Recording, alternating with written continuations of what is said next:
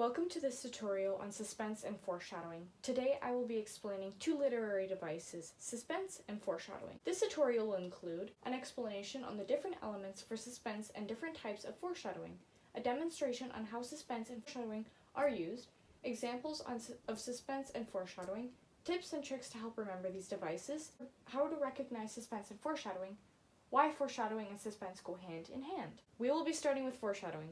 What is foreshadowing? Foreshadowing is a literary device in which a writer gives an advance hint of what is to come later in the story. Foreshadowing is a verb used to be a warning or indication of a future event. Other words for foreshadowing: forewarn, signal, foretell, and foreshow. What does fore mean in foreshadowing? Is to be a sign of something to come, indicate or suggest beforehand, which basically means that we're kind of looking into the future. There are 5 different types of foreshadowing. The 5 different types of foreshadowing are Chekhov's gun, prophecy, flashback, symbolic, and red herring. Here's a good example in prophecy. In Romeo and Juliet, brimming with the lines that foreshadows the future events in the play.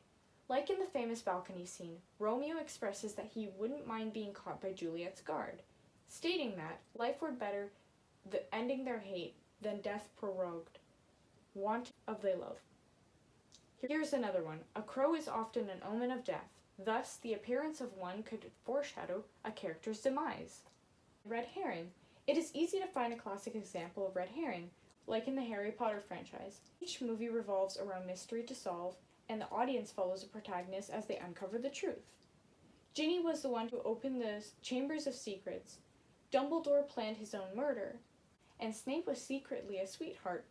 Other tips and tricks for foreshadowing. Foreshadowing builds tension. The reader should know something's off. Understand the basic stories. Scatter clues casually but not too purposefully. Place clues in the first few sentences of the story or chapter and give the reader direct information. How do you recognize foreshadowing? Foreshadowing often appears at the beginning of the story or a chapter. Keep an eye out for signs of potential conflict between characters. Look out for signals that they may not be what they initially seem or were. Pay close attention to any details that seem unusual or has particular emotional significance. Why does Shakespeare use foreshadowing? Shakespeare's use of foreshadowing to let the readers know that Romeo and Juliet are destined star-crossed lovers to fall in love and die creates dramatic irony, increasing suspense and tension for the audience, and ultimately making the emotional catharsis upon the play's resolution on that much more filling. Now we will go into suspense. Suspense is a state or feeling of excited or anxious uncertainty about what may happen. Other words for suspense: on edge, eagerly, uneasy, uptight, and jittery. An example of suspense is wondering when the killer will strike while watching a movie. The elements in suspense is conflict. Second one is pacing. Third one is red herring. Fourth one is atmosphere. Lastly, high stakes. Here's a good example of suspense. Tarzan of the Apes by Edgar Rice Burroughs.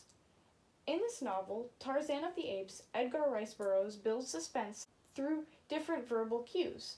Tarzan falls for a girl named Jane, who is carried away by a brutal gorilla.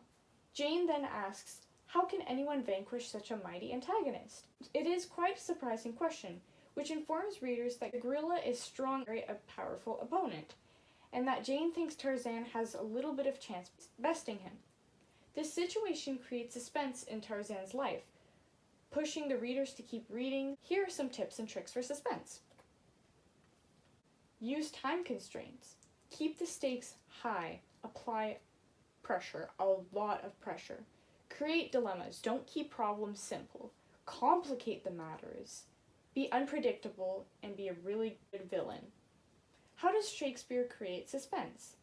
This means that the scene starts in the middle of the conversation. As the case with Romeo and Juliet, the first scene opens in a battle. This immediately grabs the attention of the audience, since the fight scenes are usually sources of suspense and capture the attention of the audience. What does suspense and foreshadowing create? Writers use foreshadowing to create suspense or convey information that helps the readers understand what comes later. These two literary devices are great for each other. With foreshadowing comes suspense. It doesn't always work the other way around, though. We'll be talking about how red herring is in both suspense and foreshadowing. Red herrings help prolong the mystery and suspense at the heart of the story. Like any plot twist, they keep the reader's attention by surprising them without ultimately revealing the secrets of the plot. The ideal reader response to a red herring is, "Wow, I totally fell for it." Once the reader falls for a red herring, they will be more inclined to mistrust their own instincts, and they will find it harder to make up their minds about what's truly going on in the story. This is very effective for creating and sustaining tension.